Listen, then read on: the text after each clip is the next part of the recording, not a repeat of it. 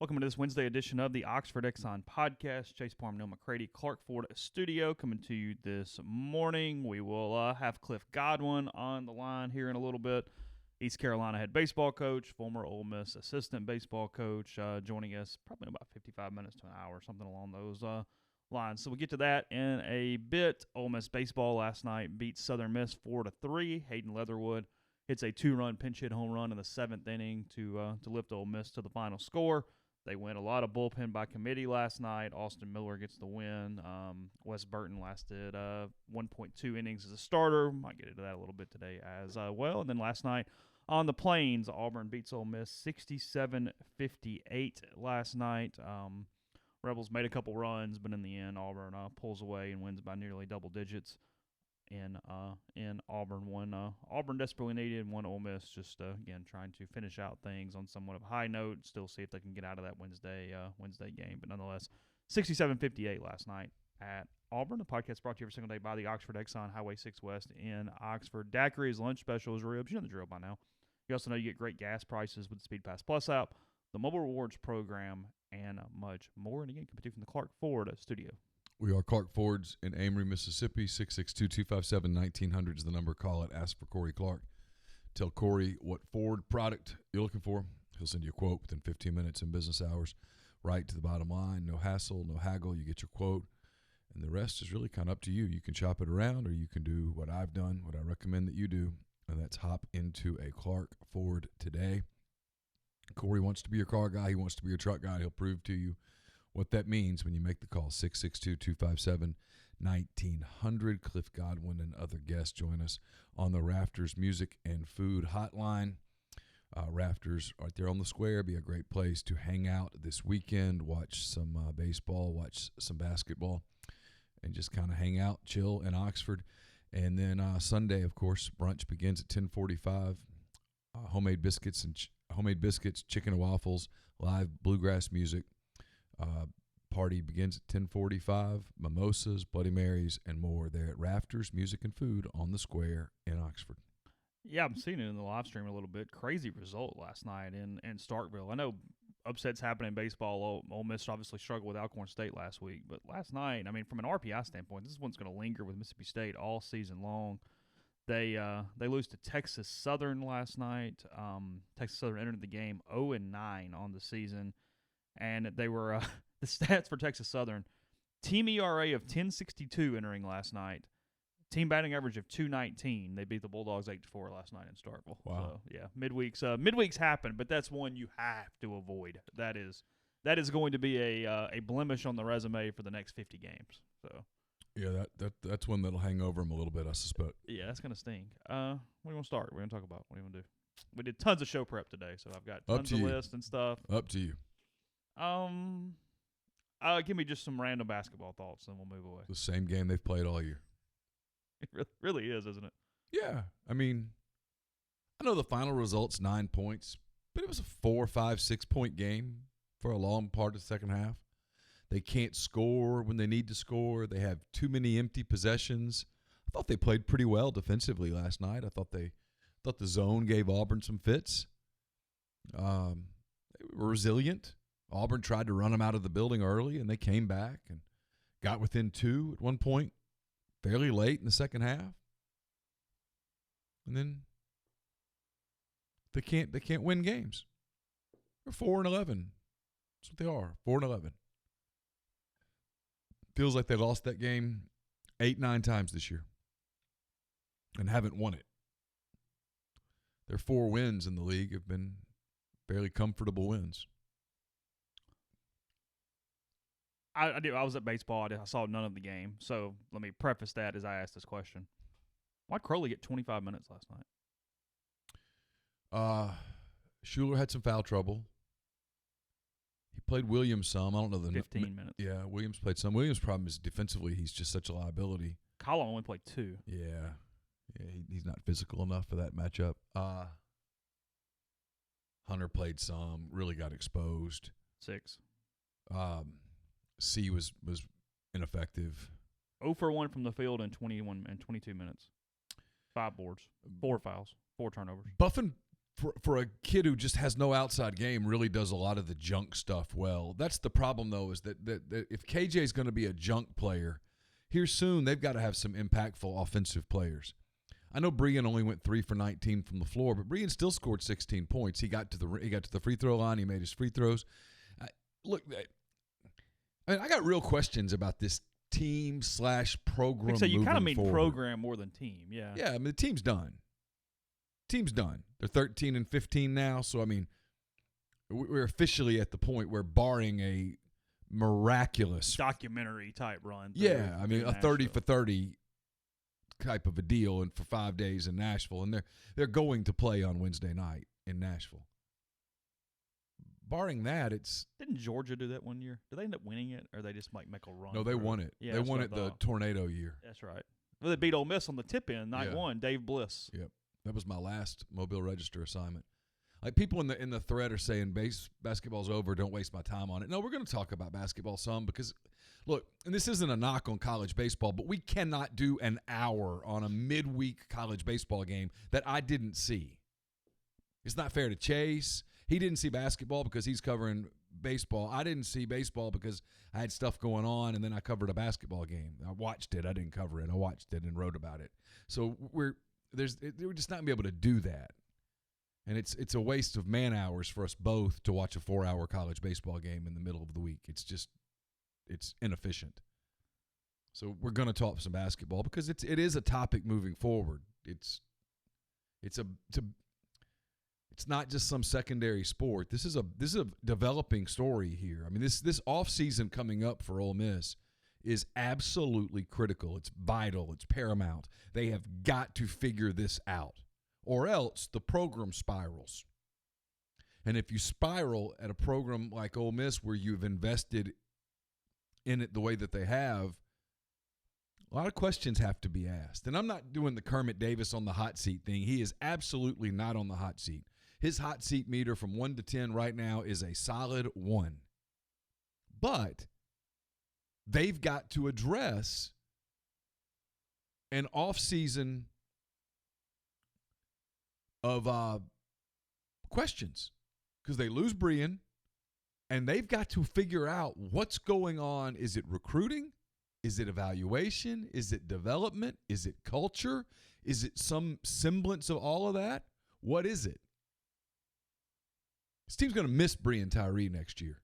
Watch him on the offensive end in any possession where he's on the floor, and they are looking for him.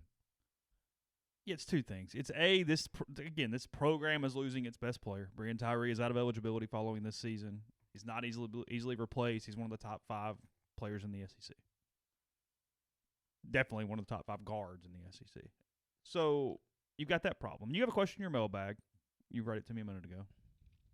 How many guys can they turn over? What can they do from a roster standpoint? I get the quick fix nature of it. I get people will go, hey, just replace. Well, here's the problem with that. A couple of problems with that. 2 or 3 problems. Yeah. One is, what is the guarantee you're replacing them with anybody better? I mean, if you're in the transfer market, you're in the transfer portal with 330 other teams. Yeah.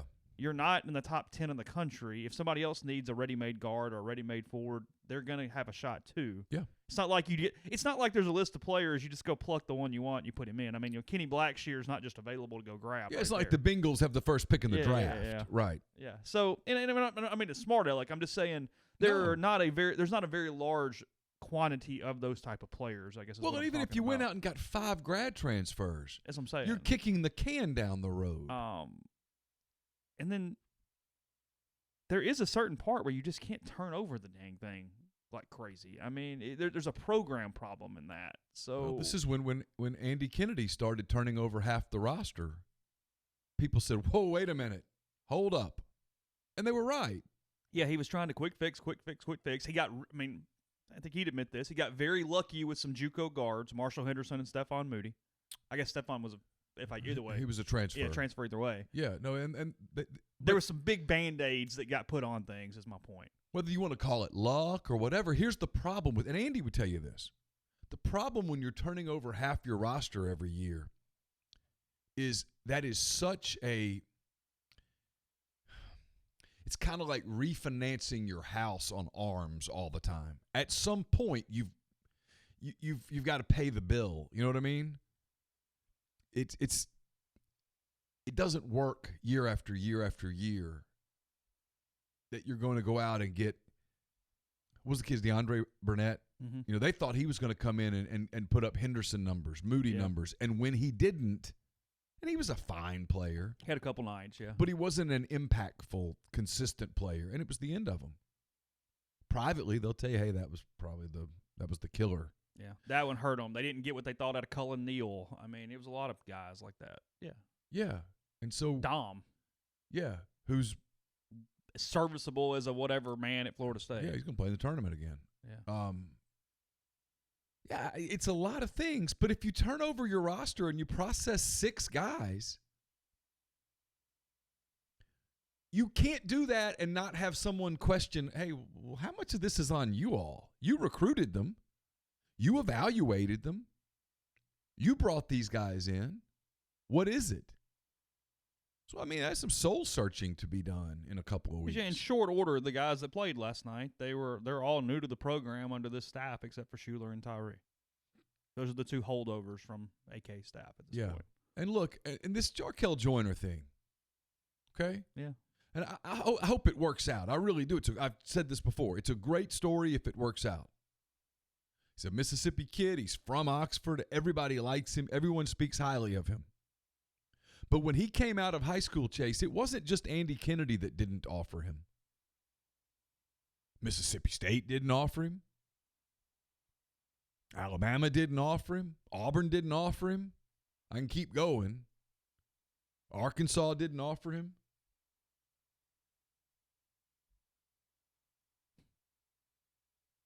The list goes on. Now, is he going to step up and be 20 a night in the SEC? Again, I hope so. But if you're counting on that,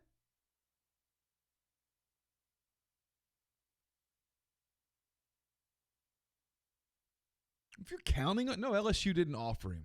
No one in the SEC offered him. That's why he went out to Cal Bakersfield to play for Rod Barnes. And he did well out there. Very well, yeah. And so, you know, is it possible that all of those coaches missed? Yes.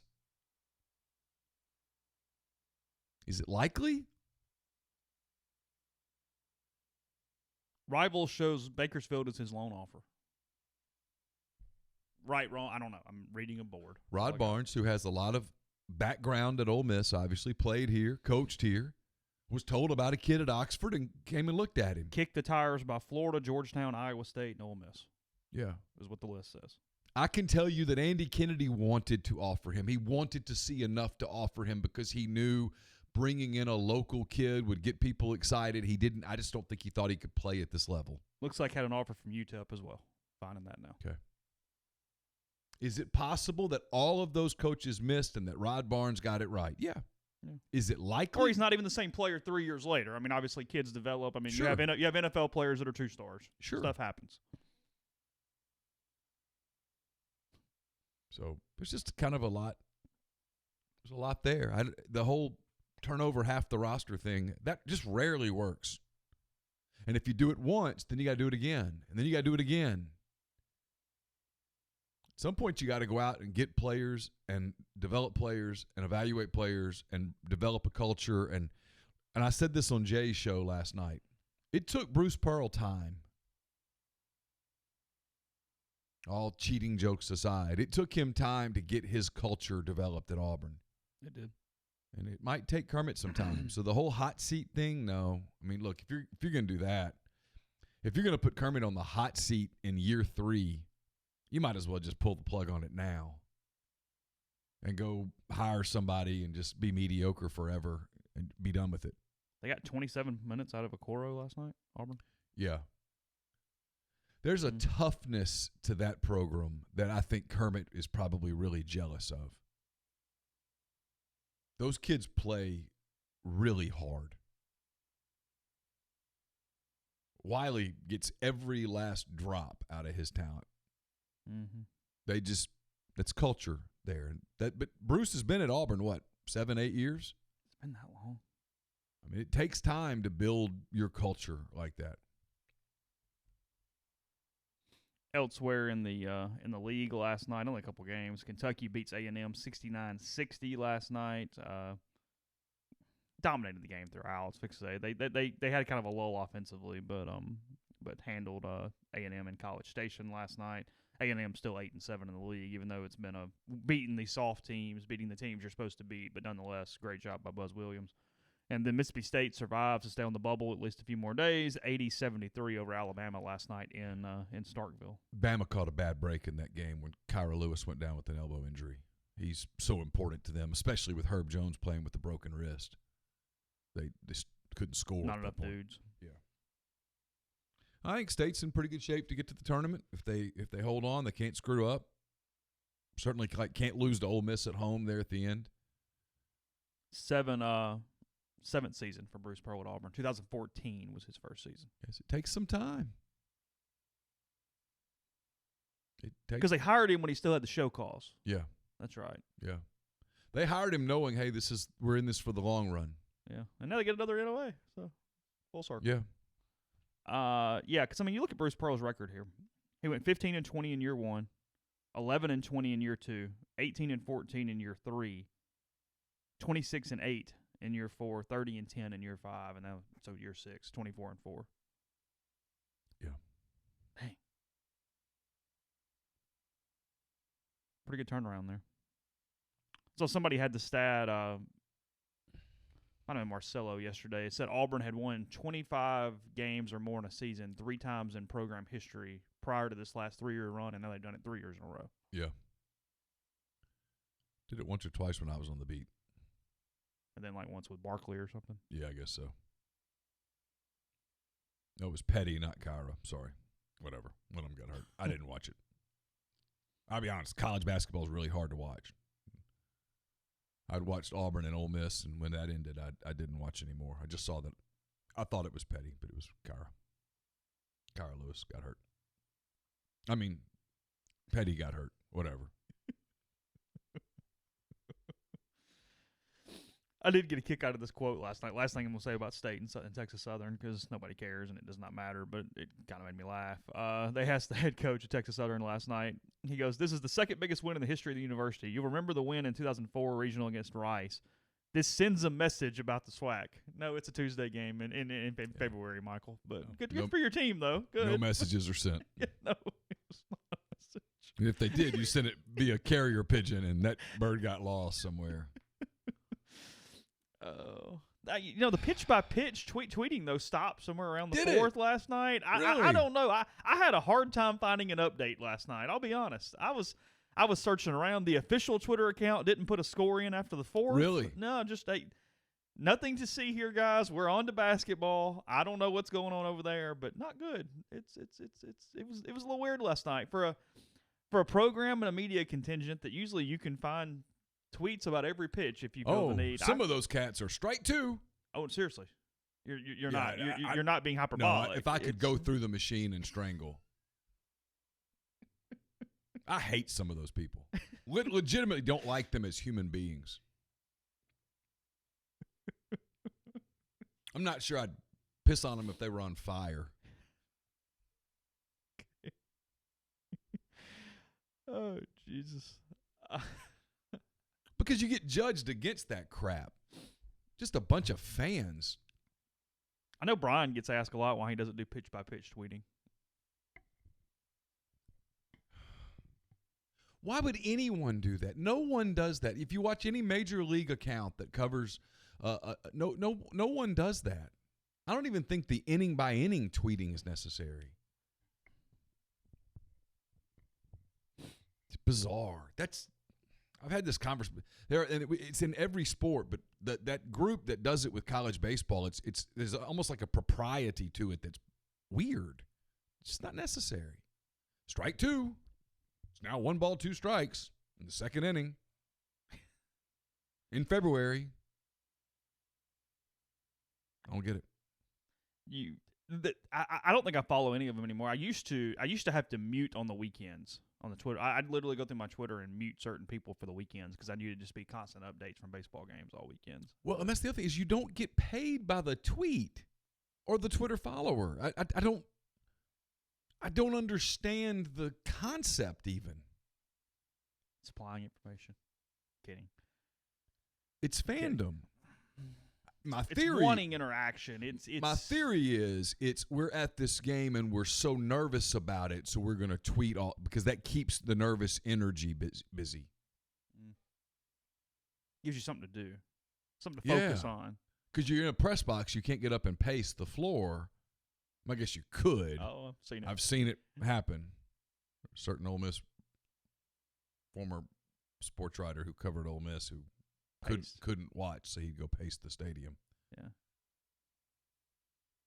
Anyway, all right, we will talk a little bit of baseball in a second. First, tell you about Tyson Drugs and G&M Pharmacy. Tyson Drugs there on the Square in Holly Springs. G&M on South Lamar in Oxford. 662-236-2222. Go get a flu shot. Southern Miss should have taken advantage of that if they had not. $0 copay on most insurance plans. Don't have to wait in line for an overworked pharmacist or anything. They get you out as quickly and painlessly as possible. They also deliver local in the Oxford area to your home or workplace. They offer MedSync for your prescriptions the same day every month to make it easy on you and more. Again, 662-236-2222. Rebel fans, renew your football season tickets by March 31st to secure your seats in the vault this season. Tickets start at just $199. Can be purchased by visiting OleMissTix.com. Fresh off a weekend sweep over Xavier, the Ole Miss baseball. Never mind, that was yesterday. The women's hoops team back in the pavilion. That was kind of my What'd you do? Anchorman moment. I was about to read about you can get tickets to the Southern Miss game yesterday. I guess you still could, but that would really be throwing your money away. The Ole Miss women's hoops team back in the pavilion on Sunday as they host Mississippi State at 1:30. In the event that you don't want to follow that bucket by bucket on Mississippi State Twitter, tickets can be purchased by visiting OleMissTix.com. Join the men's hoops team back in the pavilion on Saturday at noon as they host the Vanderbilt Commodores. The first 1,000 fans will receive a free replica hoops jersey. Tickets remain and can be purchased by visiting OleMissTix.com. The Ole Miss softball team kicks off a full week of games at the Ole Miss softball complex starting today at 6, and then they host the Ole Miss Classic beginning on Friday at 3:30 against Jackson State. Admission is free. For more information, visit OleMissSports.com. And then the Ole Miss women's tennis team is at home on Sunday as they host the Kentucky Wildcats in the SEC Showdown at 1 p.m. Admission is free. You can get more information at OleMissSports.com. Our friends at Blue Delta are excited to announce that they are accepting pre-orders for the return of Duck Canvas. Longtime Blue Delta jeans fans will remember this durable, long-lasting fabric. It'll be back in stock by popular demand very soon in Canyon Brown, Green, Gray, and Navy. At 10.5 ounces, this Georgia milled fabric will provide you with the ultimate American-made pant that is nearly unbreakable. For more information or to place your orders today, visit BlueDeltaJeans.com or reach out to Blue Delta Jeans on social media at Blue Delta Jeans. And we're brought to you by the Iron Horse Grill, 320 East Pearl Street in Jackson. In addition to lunch, dinner, and Sunday brunch, it also specializes in on-site large event catering for up to 250 people and off-site full catering services, especially beverage catering. If you're planning a birthday party, a graduation celebration, a rehearsal dinner, or a wedding reception, you want to be able to enjoy the moment, and the Iron Horse Grill is your answer. It's a one-stop shop for beverage services for a 250 to 500-person wedding or even a 3,500-person gala.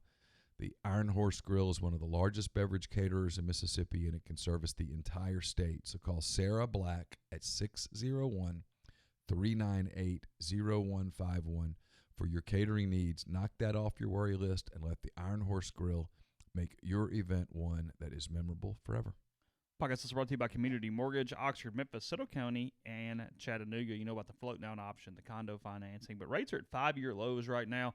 And even if you bought a refinance just a year ago, really should look at your options as it's already would really behoove you to take advantage of that. You can find Jason at 662-234-2704 or JLOWE at communitymtg.com. Seeing it on the stream, the two teams did shake hands last night. It looked like most were just fist bumps. I saw very few palms touching last night between the programs. A lot of back and forth on Southern's uniforms last night. I like them. kind of a really light gray, no gold at all, just black cursive Southern across the front, with their black hat and white lettering. I was a fan. It was good. Yeah, I didn't see it, but yeah, it was good. I had no issues with that suit at all last night. I find simple better as it pertains to baseball. Yeah, it was good. I'm looking for a photo now to show you, see if I can find it. It was a really good midweek suit too. Not much to it. Just What Ole Miss wear? Pinstripes last night. I don't understand their uniform scheme. It's beyond me at this point. Talk about something that does not matter, but still, it's yeah. They are in a very set rotation. They are going to wear red on Friday, blue on Saturday, powder on Sunday, and pinstripes on the midweek. Regardless of where they are. It looks well. I mean, no, they'll factor in the gray on the road and they'll do some different things. But the white uniform has been retired. I've been told they don't have it anymore. Really? Yeah. Why? I don't know, and I don't. I like wearing white on Friday night. There's something home games on Friday night. Wear the white or the pinstripes. I feel like. As much as I'm not a huge pinstripe guy, it's not my favorite suit they have. But I feel like something about that night game, I feel like the colors do better during the day. When you're just wearing white pants and a blue or a red top in the sun and during the day. I feel like the white does better at night for whatever reason. You know where I stand on this. What? I like a white uniform for home teams. And a gray uniform. And if you're going to either wear gray or wear the powder on the road all the time. Let powder be your road uniform.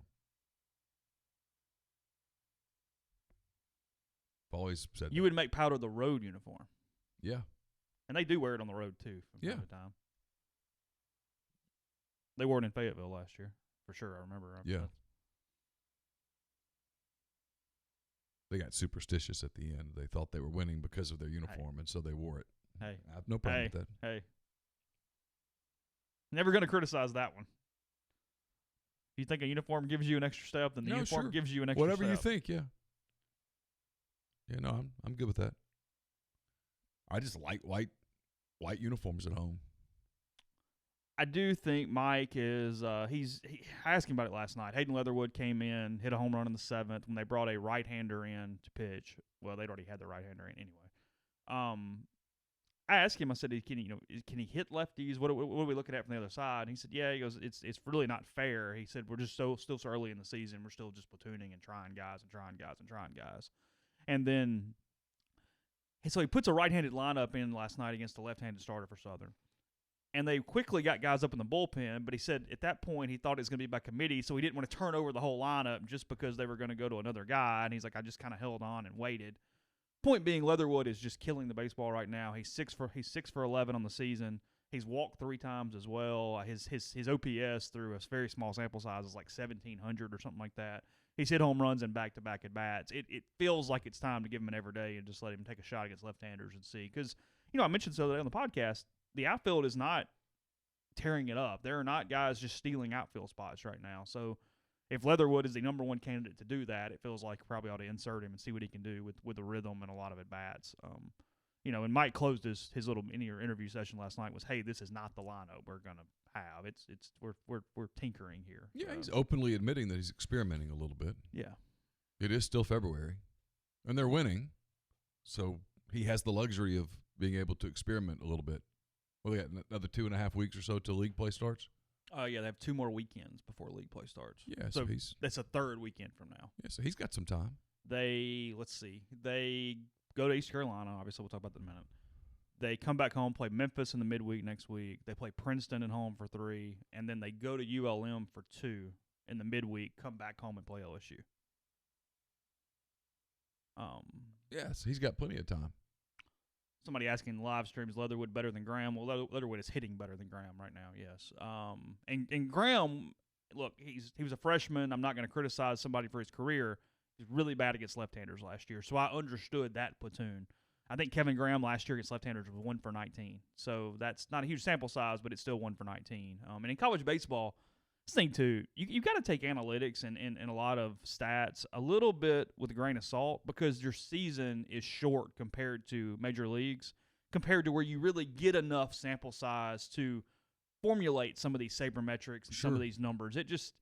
It's a little different deal. You can look at them, but you can't get hostage by them, because if you do that, Well, even at the big league level, they want 2 or 3 full seasons of analytics before they start making real sweeping assertions.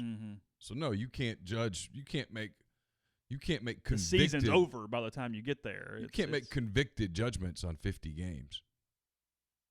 You just can't.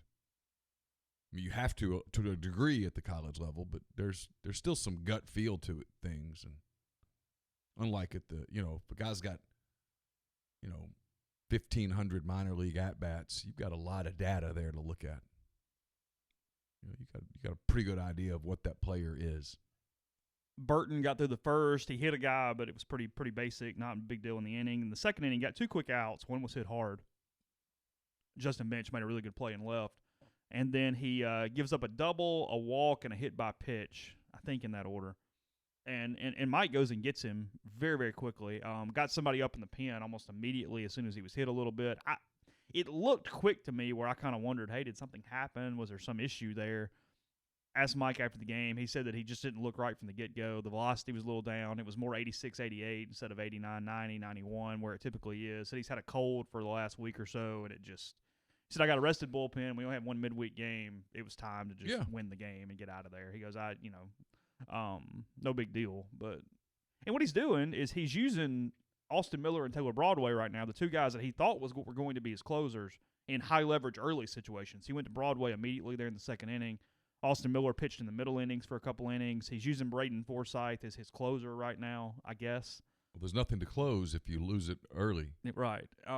Using Max Chopey in some late innings right now. He's still tinkering with the bullpen, too. I mean, I'm getting a lot of closer questions. I don't know. He doesn't know. I think you would like it to be 4. He's played, he's 7-1. I think you would like for it to be Forsythe this moment. As I said yesterday, I still think they maybe are an arm short back there. We'll see. Now Chopey could fix that. I haven't typically factored him in, but he's looked very good so far this season.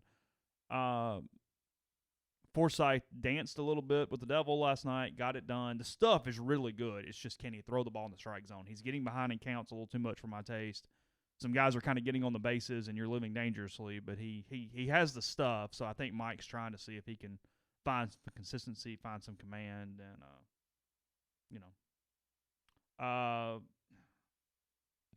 You're getting questions in the stream about Graham. Okay. Getting questions in the stream about outfield platoon, some of the stuff you just talked about. The outfield platoon, again, they're just trying everybody. I mean, he's got a little bit of a deal there because he doesn't.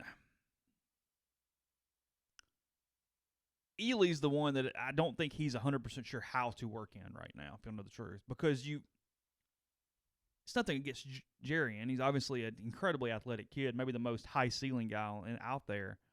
But you've got to know whether this transition is going to work fairly quickly. I mean, because you can't give Ely 25 games and look up and it not work. He's going over to football, and then Cade Sammons hasn't gotten at bats. Right. So he's got a little bit of a deal going on right now with those 2 sport guys that he's got to – you got to play them, but you can't play them exclusively right now, in my opinion. I think that would be foolhardy to just play them every day. The sport has gotten to a place where this is far more difficult than it has ever been before. What's that? To be a 2-sport guy. Baseball's more year-round today than it's ever been. Oh, these kids never stop. And so you're behind. Not only are you behind, you're just rusty, and the pitching's better, and it's more precise, and the analytics.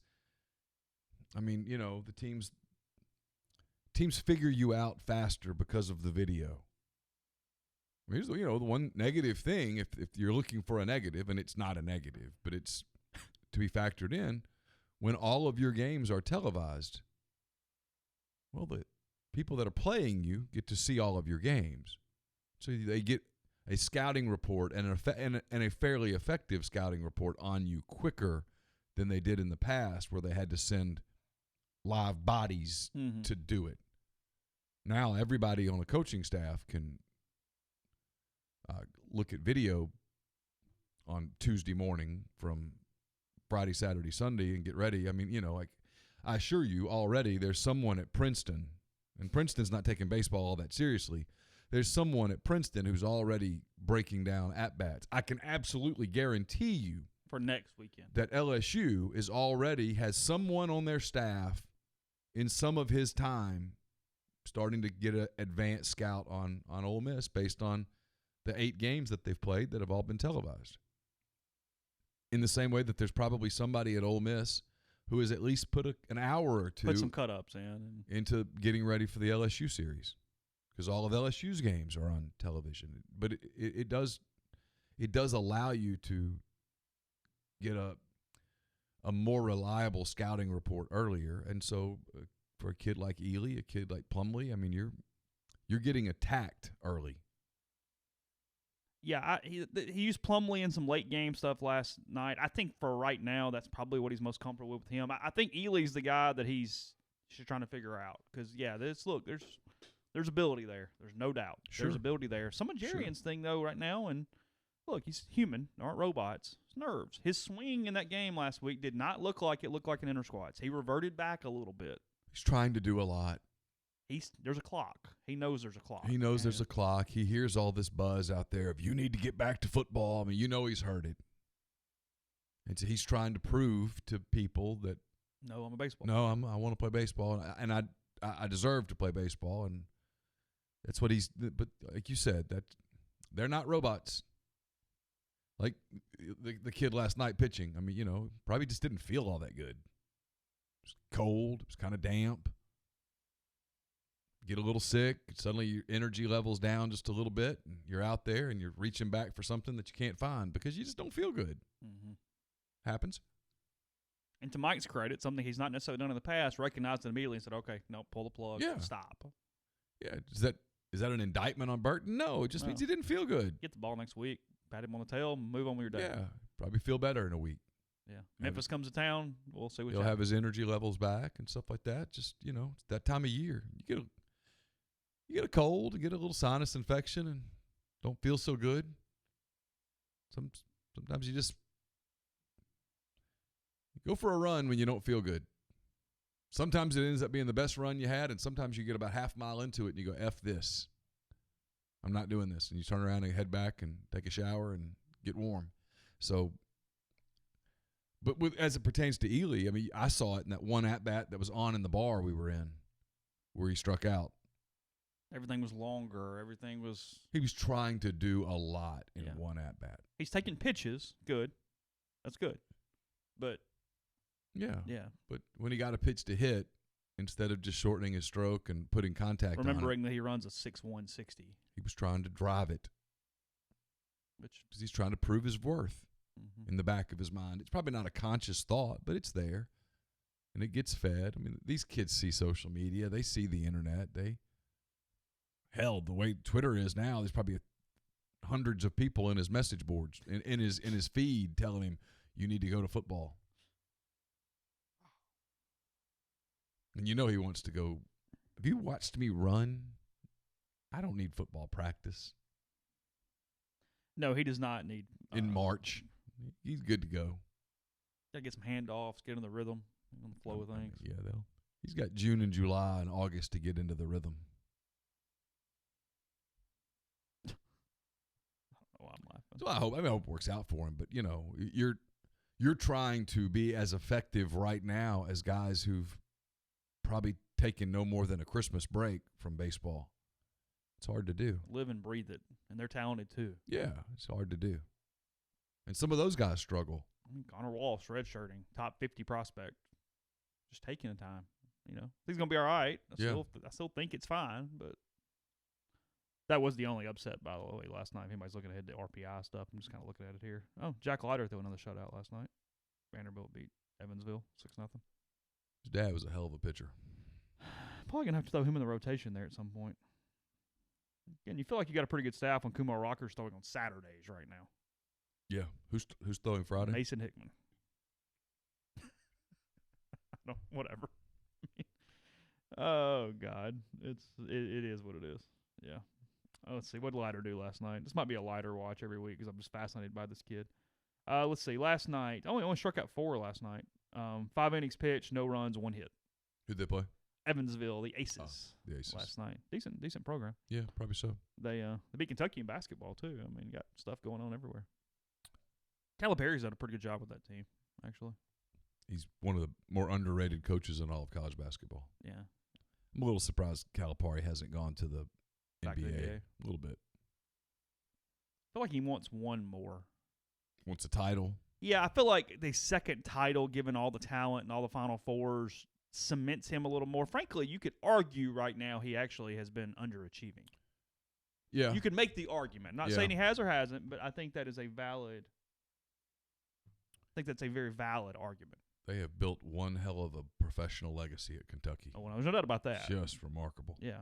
So we'll be back in 1 second. Tell you about visit oxfordms.com. A lot of different things at the events page starting to fill up as it's February is turning into March. So you can see all those different options, including third annual Oxford Date Night, February 27th. You got South Talks lectures. You got the Oxford Film Festival coming soon. More on that soon as well. The Mint Women's Conference, February 28th, 29th.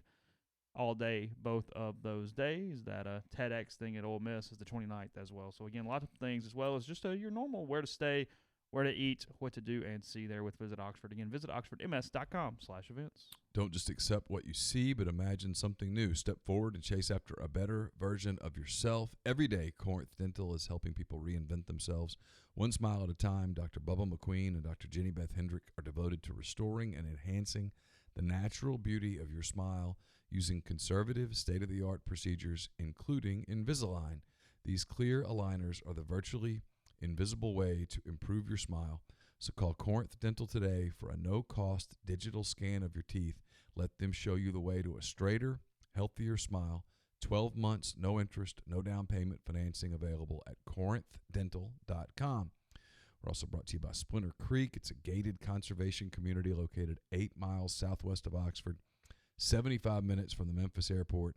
SplinterCreekMS.com is the website. You can call Tom Smith Landon Home Agents today and arrange a tour at 601-898-2772. If you're coming up in the next few weeks for baseball, for basketball, for spring football, whatever the case may be, double-decker, Grove Bowl, whatever. If you're coming up to Oxford, it's a beautiful time in the spring. You're thinking about moving to Oxford. You're thinking about retiring in Oxford. You really should put Splinter Creek on the list of places to check out. 34 lakefront lots ranging in size from 2 to 25 acres, 650 acres of lakes, pine and hardwood forest, private roads, running, cycling, hiking trails. It's absolutely gorgeous. You should check it out. It is splintercreekms.com. If you're looking to give your employees or clients something beyond the typical koozie, if you need a awesome marketing swag for your client or potential customer, Dead Soxy has you covered with custom socks. What better way to personalize your company swag than to create a product people will use time and time again? Visit deadsoxy.com, scroll to the bottom of the page, click on the custom socks button, and let them hold your hand through the entire process. Don't worry about not having design skills. Just share your vision with the design team. They'll get to work putting your vision into action. They'll create a complimentary digital mock-up of your design before any orders are placed. It's time to get customized, so go custom with your friends at Dead Soxy. And we're brought to you by Southern Craft Stove and Tap. They've got all your pregame and pre-concert needs covered, whether you're headed to Oxford for basketball or baseball, or you're headed to Tupelo for one of the many events at the Bancorp South Arena. Make sure you get your event started off right with a visit to Southern Craft. Conveniently located off Highway 7 and Sisk Avenue in Oxford and at 205 East Troy Street in Tupelo, Southern Craft has all your Southern favorites ready to serve your hunger needs. Drop in, enjoy a curated cocktail or one of their many craft beers on tap. And don't forget about their catering. From private events to catering in for your staff at work, Southern Craft has your catering needs covered with a meal everyone is sure to love. So make your day crafty at Southern Craft Stove and Tap. So, this is true. We're getting Creed 3. Why? What are we doing? I don't know. Stop. I don't know. I saw the rumor. It's going to be a money grab. Stop. Yeah. We've already done this with Rocky. We went too far. Went too far. The second Creed was perfect. It was absolutely perfect. I mean, spoiler alert. I got It was bye. It was goodbye. I got closure on everyone. I walked out contented. Everybody's going to be okay. Now you're going to open it back up again? I don't need more of it. I don't even know that I'll go see another one. How about that? I love that franchise, and I don't think I'll go see Creed 3. What's he going to do, fight a Martian? Reading here from Digital Spy, which I'm going to just go out on a limb and say it's true. Again, just hang with us here. The guys. reality Steve of the movie business? Is it? Probably. I don't know. Okay. Says the Creed revival has been a success, blah, blah, blah. Now a third Creed movie is moving forward, but with a big change behind the scenes. Coogler wrote the original, while Jewel Taylor and Sylvester Stallone were behind the sequel. However, the Hollywood Reporter says that Zach Balin will be writing this one. I don't know, whatever. He just wrote King Richard, which is actually about the father of Venus and Serena, Will Smith playing the title character in that movie. Says not much is known about the third Creed movie other than it being a while off due to Michael B. Jordan's busy schedule and the lack of a director. One thing we'd very much like to know is Sly even coming back as Rocky Balboa. So it could be possible he's gone and they're just moving on without Sly. Maybe so.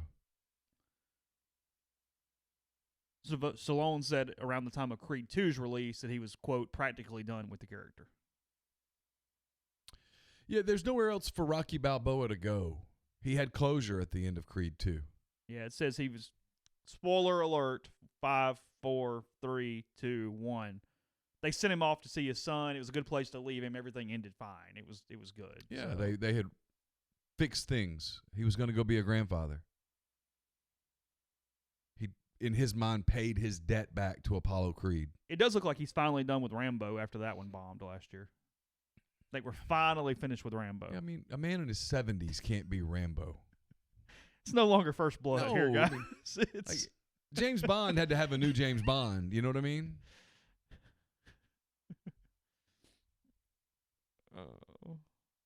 I don't know if he's still involved financially in the series or not. It's a good question. Someone asked, can you watch Creed without watching the Rockies? You could. Watch the Rockies. But you owe it to yourself to watch. And do it in chronological order. Like, Star Wars, they'll tell you, hey, this is the order to watch them, not the actual order. Like, just watch. I mean, watch Rocky, and then Rocky 2, and then Rocky 3, 4, skip 5. Do you skip 5? Yeah, even from a plot. Yeah. Let somebody explain it in 10 seconds. Yeah. I can do it in 10 seconds. Let somebody explain it in 10 seconds, and then you move on with your day. Come back to us after you're finished with 4. We'll tell you about 5. We'll give you the 10-second Rocky 5 recap. Watch Rocky Balboa. Watch Rocky Balboa, and then watch Creed 1 and 2 in order. You'll enjoy yourself. Oh, people have not seen Rocky. We used to employ one. Yeah, but that was different. I mean, we could write a book on that. Wasn't all he'd never seen. Yeah, I guess skipping 5's okay. I'm thinking about it, but it's all right. I'll Yeah, that's 2 hours of your life you can't get back. Let someone give you a 10 to 15 second recap real quick of what happened there, and then move on. That was, what do y'all call it in golf? A mulligan? Yeah. Yeah. Just give them a mulligan. Call it a day. Anyway. Who were the Beatles? Was that a thing too? Yeah, he didn't know who the Beatles were. Oh, I didn't remember that. Yeah, it was bad. I didn't recall that one. Sorry. Yeah, he claimed to not know Garth Brooks. That was hard. Yeah, I mean, come on. We got a couple minutes. I know. Yeah, you're fine. Did you watch any of the debate last night? I was busy. I can't. Like, several people in the press box were like, "Yeah, you didn't watch this. You didn't watch this." I was like, I can't. I'm done. And I love campaigns. This is what's so annoying for me.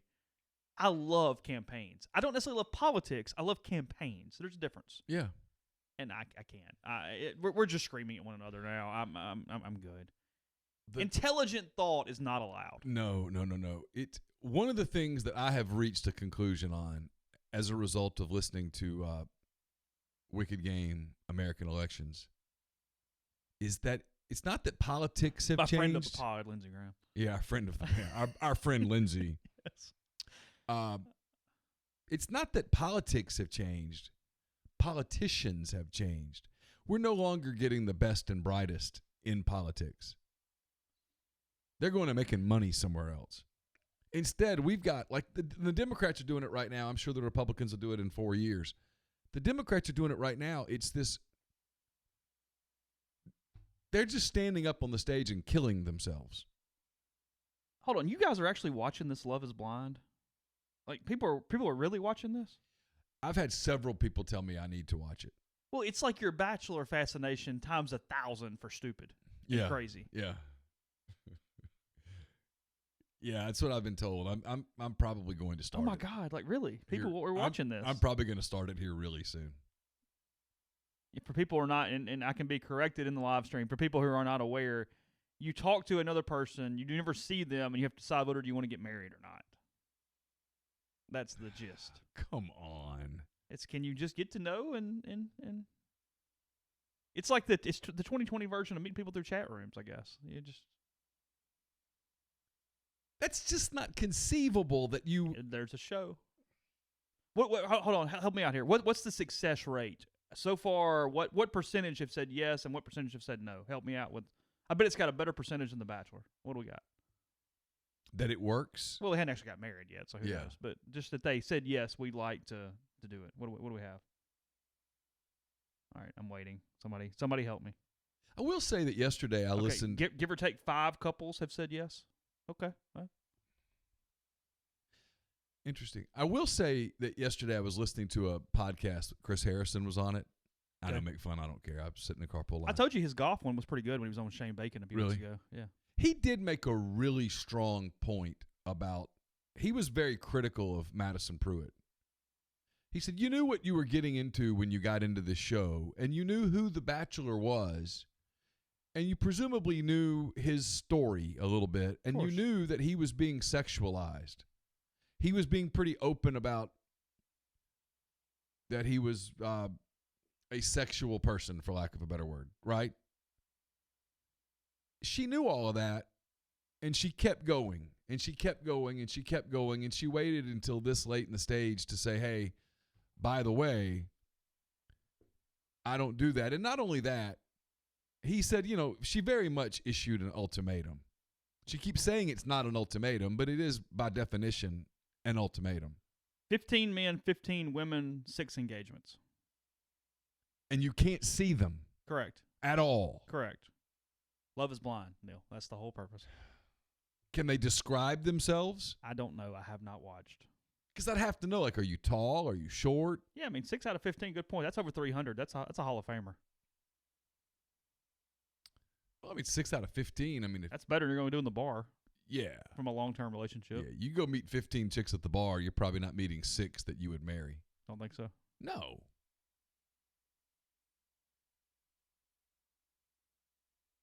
Again, The Bachelor's trying to go into golden years, people. Now I'm done. We're jumping sharks. Jay says he's going to get into that. Of course he is. Yeah. See, like for a girl, a girl would want to know like what's the height on a guy. Yeah. All right, we're gonna call Cliff. Hang in if you're in the live stream. Be right back with him. If you're on the podcast, you'll get him in 1 second.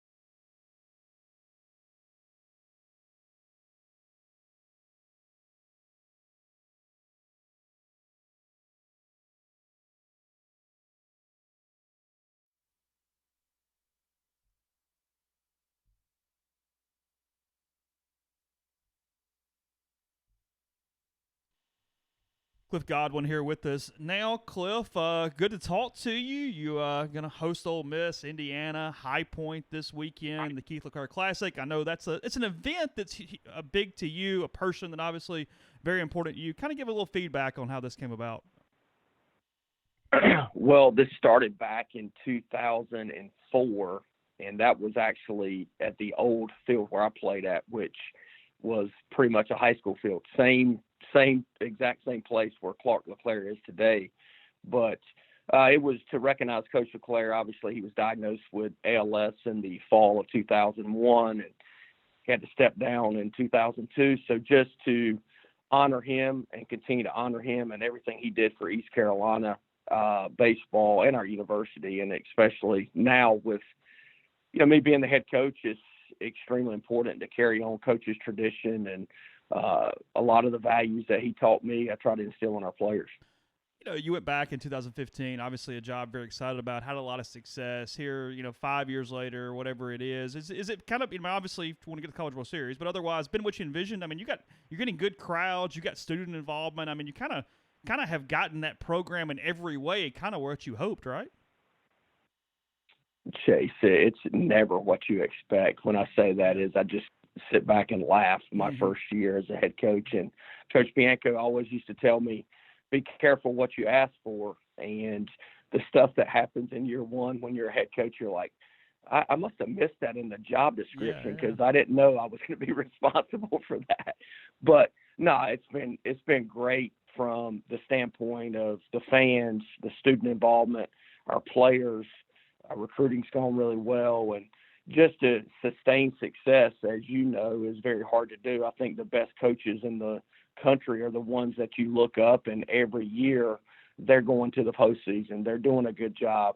I have a ton of respect for Coach Bianco, Tim Corbin, Paul Maneri, all the guys that have done it for a long time and still sustain success, and that's what we're trying to do here. Do you feel like your coaching style is kind of a bleeding of all those different people that you've worked for and have impacted you, and then some of your own personality too? I mean, do you have like stuff you just took from every place and can pull it out as a toolbox depending on what's going on? And I was very blessed to be able to work for a lot of great head coaches. Starting with Coach Scaff at UNCW, who just retired and won close to 1,000 games, and then you're talking about Tim Corbin. He's won 2 national championships. Paul Maneri's won a national championship. Mike's the longest tenured head coach in the SEC. So, yes, I've taken a little bit from each of them. And with my personality, and my dad was a high school basketball coach for 30 years, and Coach LeClaire and my high school baseball coach. So a lot of great influences in my life to really try to impact young men in a positive way. 7-1 so far on the season. Got a win in the midweek last night. Running a little bit of a streak here. Like how your team's playing? We've played pretty good, and this team is different than the ones we've had in the past couple years.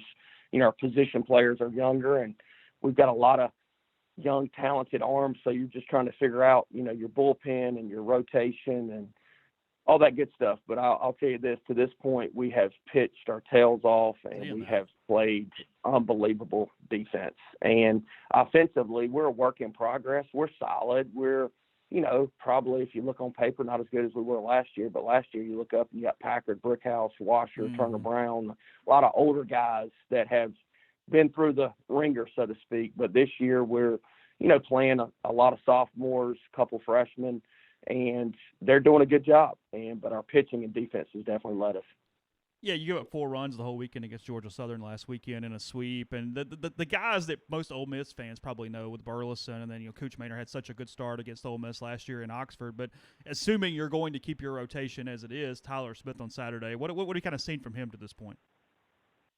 Well, I was about to say, I know the big question from all the Ole Miss fans is Coach Maynard going to pitch on Saturday? Coach Maynard is not going to pitch on Saturday. You're going to keep your rotation as is? You're not going to switch things around the first week of March just to beat Ole Miss, Cliff? Well, hey, look, that's not who we. I know that's not who we are. And Coach Maynard, he's been on a pitch count. He'll be on a pitch count this weekend. He just had some arm soreness early in the preseason, and he only threw 3 innings last weekend, two innings the opening weekend, and he could have thrown 4 last weekend. But we had a long bottom half of the inning. We scored 6 runs in the bottom of third, so we only let him pitch 3. And so hopefully he can go close to 5 this weekend. But Tyler Smith will pitch against Ole Miss, and he's a senior. He's been through it. Look, that guy, if you pull up his stats, I mean, he's pitched as many innings as probably anybody on our team, and he's done everything from relief, start, close, the whole deal. And this year he's just more composed, more mature, better command of his stuff. His off-speed stuff been better this year than it's ever been, so that's been a key for him. I'm kind of curious here because Ole Miss has got several potential two-way candidates. You always do. You know, you recruit kids that obviously played positions in high school because you're not just pitching in high school. You're the best player on the team most of the time. What has sort of been your philosophy on how early to potentially let kids do both, when to try to focus on one or the other? And what are you kind of looking for when you've got a two-way guy to know whether they can handle both sides of it at a certain point of their career? It's different with every kid. Burleson's probably a little bit like Stephen Head was, and I didn't coach Stephen. I'm not saying he's as good as Stephen Head, don't get me wrong, but he's left-handed. He plays first base, plays outfield, left-handed hitter, left-handed pitcher. We actually recruited him more as a pitcher than a hitter and just told him that, yeah, we'll let you hit. Well, then you look up his freshman fall, and hardly anybody can strike him out, and you're like, well, we might need to, actually let him hit. So that's how that went. Agnos was recruited more of a pitcher than a position player. Zach, who's a freshman who starts at third base for us. And then all of a sudden he looks like he can really play third base. He can really play shortstop. And we're deeper on the mound than we probably have been in years here, maybe the most ever.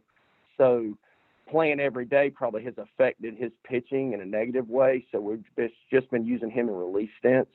So everyone's different. The thing is, as you know, it's just a ton to manage for the individual, the player, but also the coaches. You got to schedule practice and bullpens before practice and hit with them after practice and all that stuff. So the kids have got to be willing to put in the time. And we've just been lucky to have a group of guys that really were willing to put in a lot of extra time to be good at both.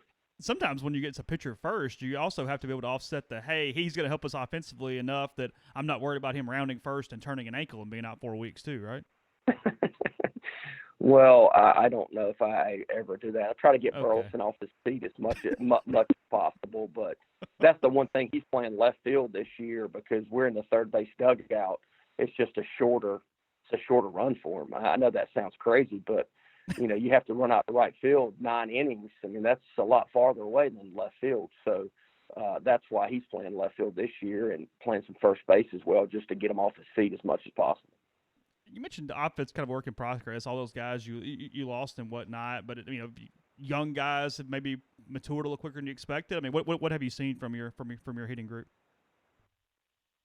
Well, I think Hoover, who played a lot as a freshman, and Burley, I think they have pressed some early, tried to do too much. Francisco has swung the bat great. Bryson Worrell has swung the bat great. Connor Norby has done a really good job, who's a sophomore. Seth Goodell has really put together quality at bats. That was the one thing. He struck out a ton previously in his first 2 years here at East Carolina, and when he went off to summer ball, it's like, hey, look, you got to cut down your strikeouts. Like, we got to have put together better at bats that actually pitchers have to work. And then Christian Smallwood, a junior college transfer who was hurt last year, he's just getting back in the lineup, and he's only been in the lineup for 3 games, and he swung the bat a lot better. So, just trying to put the pieces together and figure out, when to hit and run, when not to, when to bunt, when not to, and all those good things. Your conference has been pretty talented a lot of years. I mean, definitely, if anything, it's been RPI help. I mean, have you been pretty pleased with kind of the progression of the Americans since you've been there or been in that conference, at least from a baseball standpoint? Chase, I'll tell you this. Look, it's not the SEC from depth-wise, but, I mean, the Friday night guys normally are like SEC-type pitchers, and if you don't play well, you'll get beat, and sometimes you can play pretty good and still get beat. So you have to show up. You look at UConn, and every year UConn seems to have a first-round draft on the mound, and they are always in the top 25 RPI, and everybody thinks that's a northern basketball school, but Jim Penders has done an unbelievable job. This past weekend, UCF swept Auburn on the road. Tulane's playing good. It's almost that a lot of teams, I guess, change as far as the ones that are really good year to year. It could be UCF. It could be South Florida one year. It could be Houston a lot of years, UConn a lot of years. But it's a really good conference, and we have finished anywhere from 3rd to 5th in RPI every year that I have been here. You mentioned obviously coaching under Corbin and Mike, whenever. How often do you keep up with any of those guys? Whether it's just checking the Ole Miss scores, Vanderbilt scores, talking to Tim or Mike. I mean, what's sort of your? I know it changes by the day, but daily, weekly, in season, out of season routine with those guys. Mike doesn't talk a lot on the phone. I'm sure you know that. But hey, he's an emoji guy, though. Do you get as many emojis from Mike as I do? Because I'm amazed. Like, I don't text him much, but I don't get words back. I'm getting emojis back from Mike now. Well, I would like to take the credit for Mike Bianco's emojis because I think I taught him that. The one thing that Coach Bianco got from Cliff Godwin was emojis because I used to send them to him and he would just laugh. So, yes, he sends me emojis, but Coach Bianco, we actually spoke last week, or it was right after the Louisville series, so we just talked, and I was telling him congratulations. And I love Coach Bianco, Cammie, the whole family. I told him how proud I was of Ben because I know what he's been through at Louisville and just had to persevere through a lot of challenges to get where he is today. And so me and Mike talk, once every couple of weeks. Obviously, I talk to Laugh probably every other day. Right. And then Tim Corbin, I could call him up if I need something. I've done that in the past, and he'll get right back to me. So I talk to a lot of the coaches that I have worked for. You more of a emoji guy or a GIF guy now? I'm both. I've worked on my GIF game a little bit. I'm a big Suits fan, so a lot of Suits GIFs. Big Harvey Specter fan. If you haven't watched the show, Stephen Head got me on it, and I got hooked. So I use a lot of those. What do you think about Mike's beard? First time in 20 years. He's trying to keep this beard right now. Well, actually, Chase, I have a beard right now, too. First time in 42 years that Cliff Godwin has ever had a beard. It might be shaved down since we got mustache marks going on starting on Sunday, but I have had a beard for almost 3 or 4 months, I think, and never had one before. Before that, were you? I like Mike's beard. I like Mike's beard. Makes him, even look a little bit tougher than he was. I'll be honest, it's starting to grow on me. At first, I was like, "What are you doing? Are you going to shave that? Is Cammie going to allow it? Like, what are we doing?" But no, it's starting to be the preferred look, I think.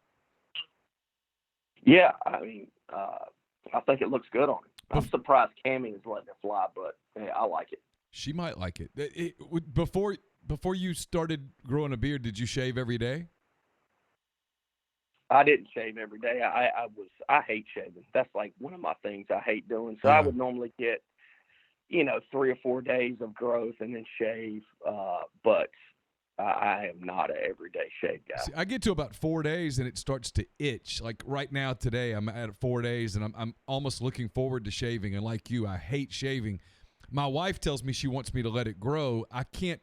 It starts to drive me crazy, and I can't. How'd you get past the hurdle, if you will, of like every, well, you get to 4 days. Hey, that's the $1 million question. So you got to suck it up for a couple of days, but there's some beard cream out there that will help with that. And I use some of that. I do not do a good enough job with it because your beard will get like hard and like prickly. And that's kind of how mine is right now because I don't do it enough, but to get by the itchy stage, that definitely helps. Are you a Rocky guy? The movie Rocky Balboa? Yeah. Oh, I mean, can you be an American and not be a Rocky guy? I agree with you completely. Well, they're coming out with a Creed 3 apparently, and I feel like we're jumping the shark now. I mean, I know there's never too much Rocky, but we closed that thing pretty well at Creed 2. I don't need another one. Yeah, I didn't know there was a Creed 3 coming out, but yeah. I mean, is there a better movie than Rocky 4? I mean, no. I mean, yeah. And not only was that a movie that ended the Cold War. And we say that movie saved lives. So we had a question, Cliff. Someone asked us, there are people out there, just to prove to you that there's still work to be done. There are people out there that have not seen any of the Rocky movies. We were talking about Creed, and he asked, I assume it was a he he asked, can I watch the Creed movies without watching the Rocky movies? And our answer was, well, I guess you could, but you really need to go back and watch Rocky.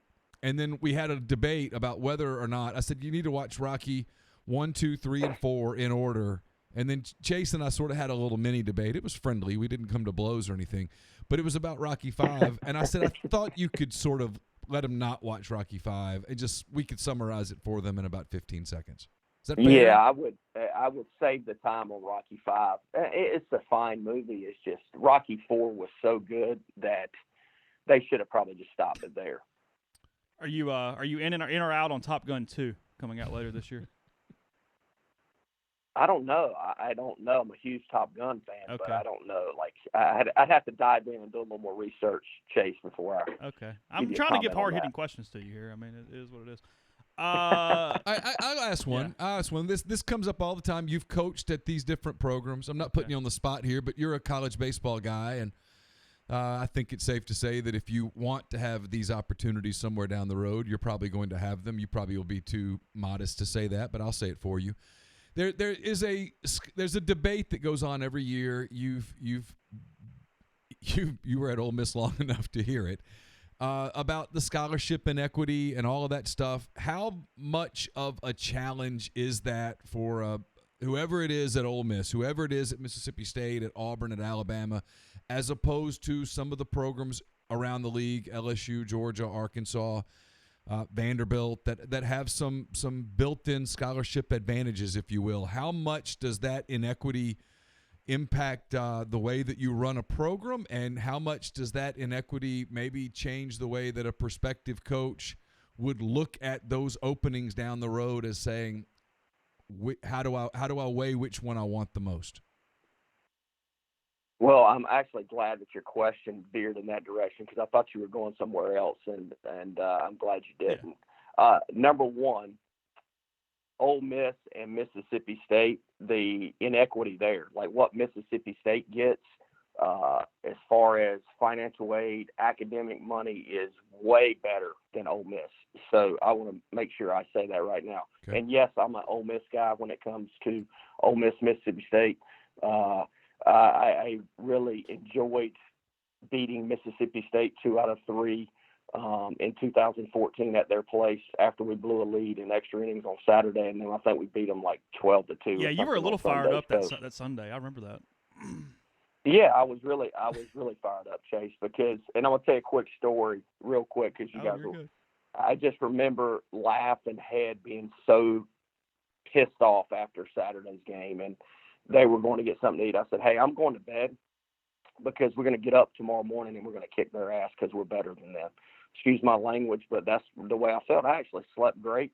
And then I had a whole hitters meeting about toughness, and I go out and throw BP the next day, and I'm throwing to Preston Overby, and I throw a pitch. He hits a line drive right back by the L screen. My right arm is hanging down outside the L screen. Preston hit me directly in my forearm, and it's probably the hardest I've ever been hit, and all I could think about was my toughness speech. So my forearm swelled up like a softball, but I just kept throwing BP because I was like, there's no way I can stop throwing BP after getting hit by a pitch after I just had that toughness speech to our players. So side note, but I was really fired up that we won that game. The scholarship thing? Yeah. Did you had somewhere going there? Sorry. Yeah, you're good. Where I was going is that Ole Miss, and I'm saying this because it's challenging, they do have a little bit of, but it's nothing compared to a Vanderbilt or a Mississippi State. I even think, and I don't know for sure, but Auburn, obviously Florida, and LSU have the in-state tuition stuff. It's hard.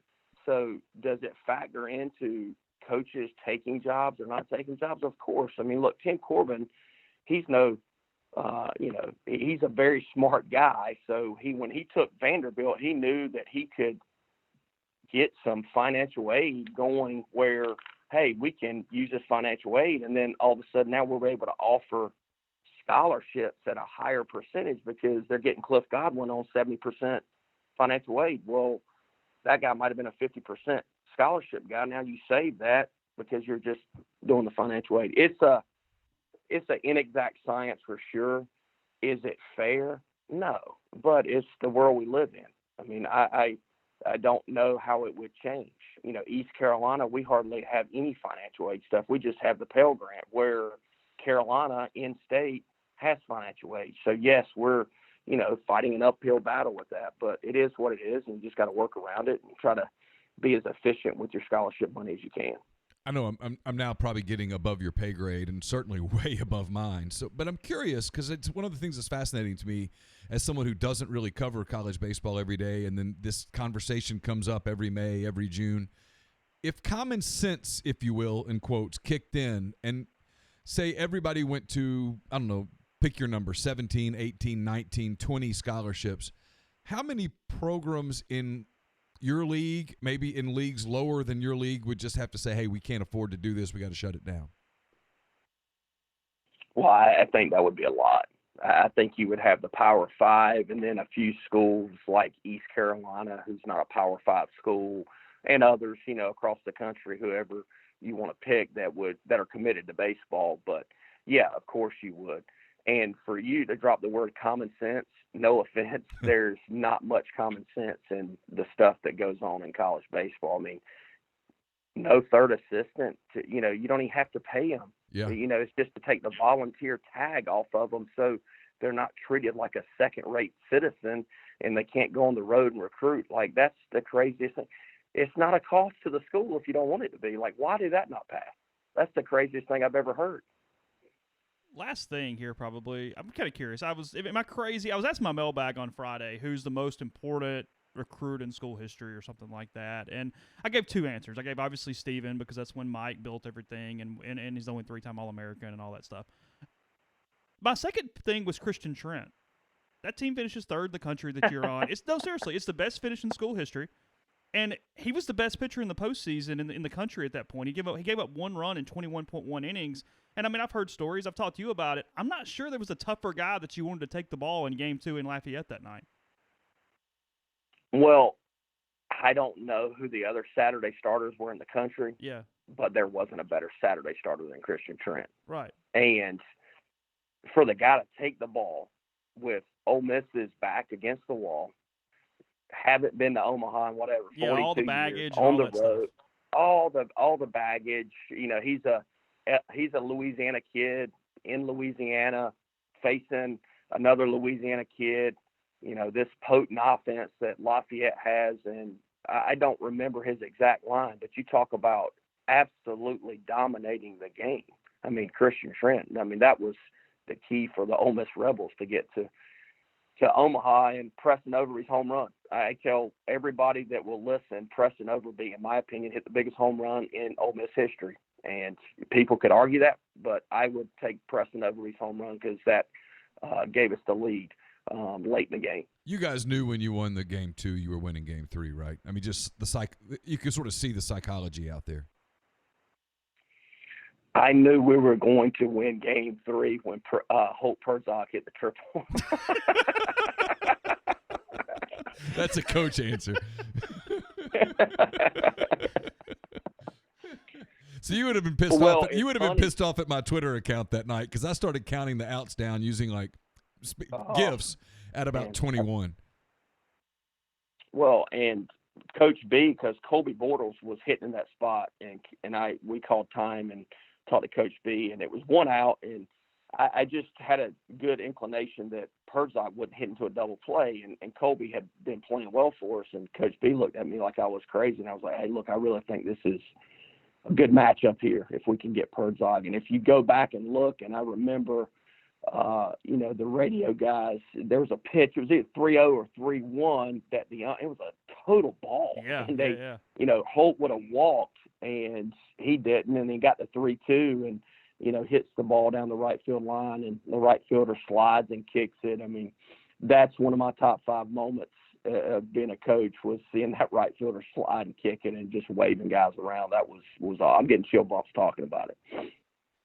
Yeah, that was a therapeutic night for a lot of people that night. But and Trent, I mean, he won the Texas Tech game too. But anyway, in the College World Series, I'm rambling at this point. But anyway,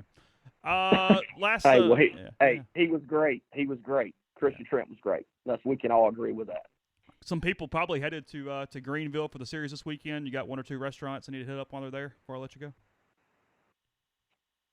Well, if you get here early enough, there's a place called Bee's Barbecue. It's a hole in the wall. You have to take cash, but if you don't get there probably by 11:30 in the morning, the barbecue will be run out. It's all homemade. Oh, wow. Parker's Barbecue is really good.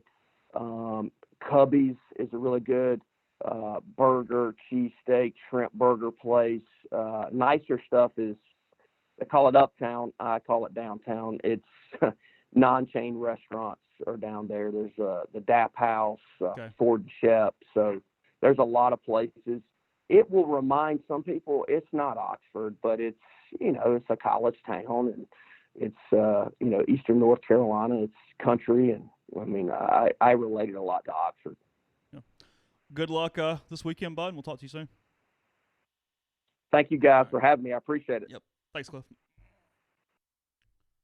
Cliff Godwin there on the Raptors Music and Food Hotline. People thought I was going to ask him about the He Ole thought Miss. you were going to say, hey, when Mike's fired. No. And I would never do that. No, I know. I mean, one, it's silly. But I did want to ask just about the job. When you evaluate the jobs, how do you look at it? And it always, you and I have this conversation all the time. I like doing it right now when they're winning because people, I think, listen a little bit differently.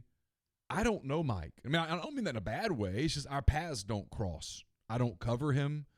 I mean, we're cordial to one another. We don't have any bad blood or anything, but we don't see one another. We don't cross paths. We don't have conversations. We're not.